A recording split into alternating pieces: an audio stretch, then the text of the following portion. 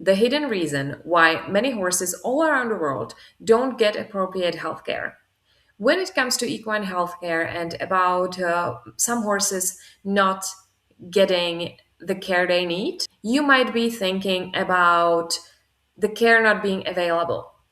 So, simply the horses being in an area where the vet cannot get there on time, especially when there's an emergency, it can be an issue. And in some rural areas of the world, this is a real issue.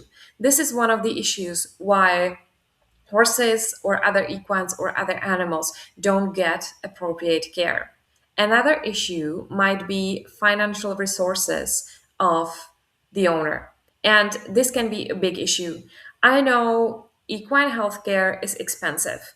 I know horses are expensive. And that's why a part of being a responsible owner is doing the math, being able to calculate how much do I need to earn or save in order to keep horses and to be able to make sure my horses can get appropriate care when they need it.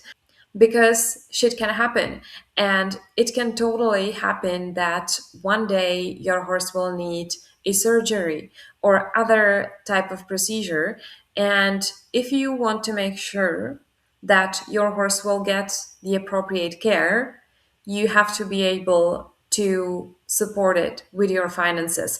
So this is a part of being a responsible owner. However, there is also another reason why so many horses around the world don't get appropriate care, even if the vet services are available, even if the owner is willing and able to pay for whatever care the horse needs. And this reason that not many people speak about is the horse's behavior. Many horses behave in the way that makes it dangerous to provide even the basic care to them. And this is also supported by scientific evidence. There are quite a few studies about this topic. I always like to pull this one that has been done by Viva in 2018, and it shows that being an equine veterinarian is the most dangerous civilian profession. It is the most dangerous civilian profession, more dangerous than being a police officer or a firefighter. So, how did they measure it? They calculated the number of work related injuries per career and found out that equine veterinarians sustain more work related injuries per career than other civilian professions. Why is that? Yeah, it's because we as equine vets and other equine professionals work with horses, with big and strong animals who still have their flight response strongly rooted in their genetics. That's true. But the other part of it is that many horses are not ready to handle basic vet procedures in a calm manner, or they have negative experiences from the past. And this is why they behave in the way that makes it difficult or even dangerous to provide basic health care to them. So, if you want to make sure your horses will always get appropriate care, get them ready. It's this simple. Think about vet procedures or healthcare procedures in general as about riding or groundwork.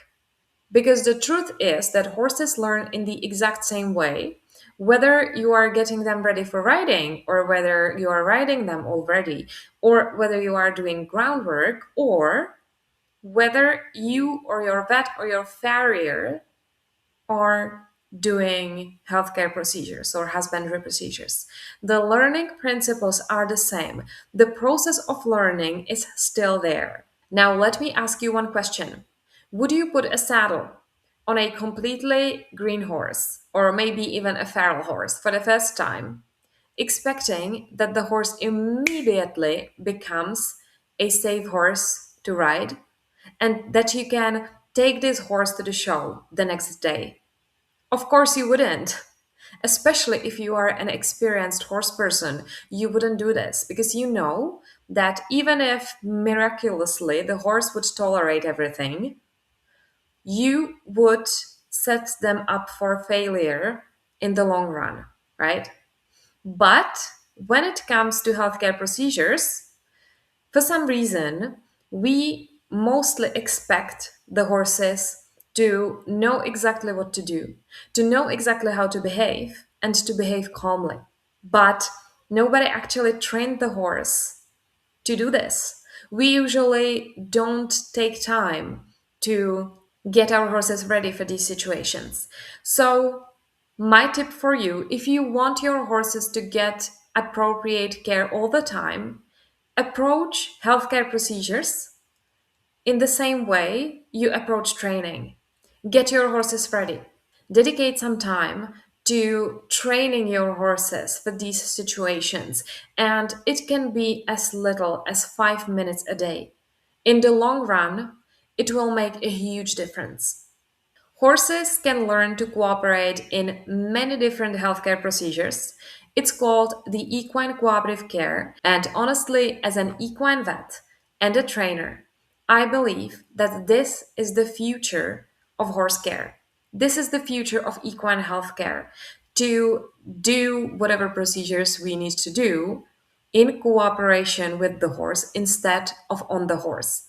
If you want to learn the principles, I have a free online course called The Introduction to Equine Cooperative Care.